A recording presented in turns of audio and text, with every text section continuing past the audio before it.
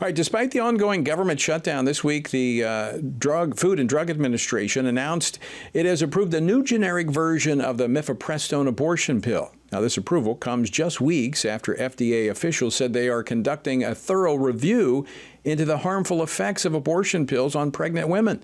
Joining me now to discuss this and more is Kansas Senator Dr. Roger Marshall. He serves on 4 Senate committees, including the Budget Committee, and also he serves on the Health Committee. He is a licensed physician, and Dr. Marshall has delivered more than 5,000 babies. Dr. Marshall, welcome to This Week on Capitol Hill. Always great to see you. Yeah, Tony, great to be with you. And boy, this is disturbing news from the FDA. You know, I never, of course, prescribed those pills, but I took care of the complications. So women would go to Wichita, get these pills prescribed, they come back, and lo and behold, they're having complications. About 11% of women have complications from these drugs, these abortion pills. They have hemorrhaging, infection, sepsis are the 3 main problems. And what no one tells them is they're going to have a lot of pain and cramping as well. So it is very concerning what's going on. And certainly I'm asking the FDA to step up this review process. Yeah, I mean, that was just 3 weeks ago. The Secretary of Health and Human Services said that they're going to look at this. There was another announcement about it, but yet the approval in the 11th hour before a government shutdown is like they got this across the threshold to approve a generic version, making it cheaper, clearly expanding it and creating more of a conflict among the states, because we now have states like New York and California mailing these into pro-life states. In fact, the Attorney General of Louisiana this week issuing an arrest warrant for a doctor in California.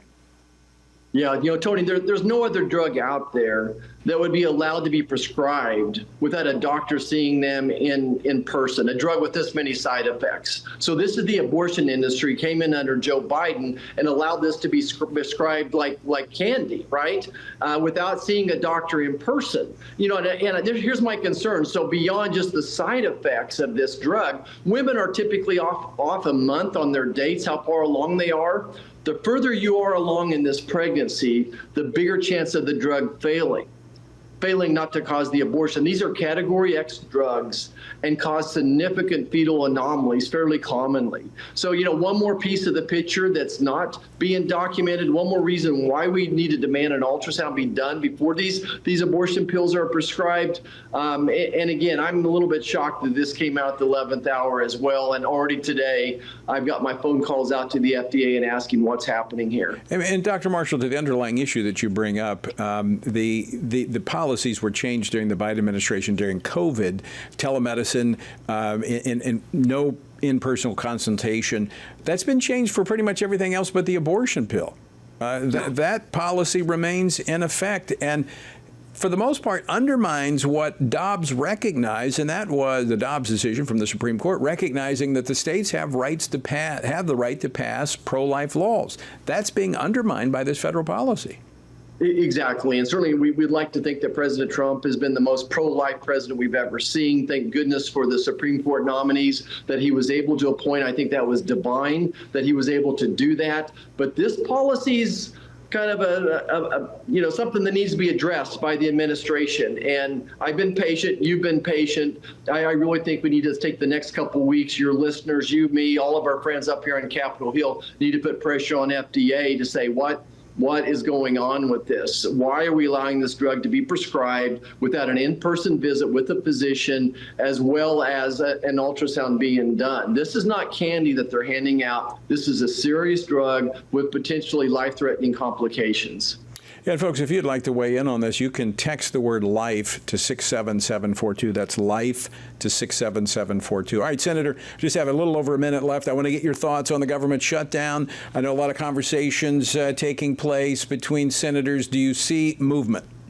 You know, so day number 3 of Schumer's shutdown, I don't see anything in sight right now. And the difference between this and others is that this is absolutely a political shutdown that Chuck Schumer is responding to AOC, the Marxist left, the radical national media has pushed him into this corner, forcing him to do this. So he's got to wait until AOC and Bernie and the national media say, okay, you've taken this hostage long enough. Now it's go ahead and time to open the government back up right now. So we're waiting to see who blinks first. I don't don't think this is a policy issue. I think it's political, if that makes sense. It makes perfect sense. 20 seconds left. Do the Democrats pay a political price for this?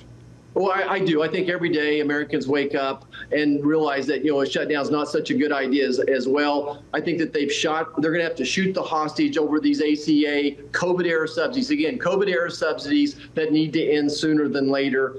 So I think every day the Democrats go down this hill, and more Americans are disgruntled with them. Their favorability rating is 19% now, an all-time low.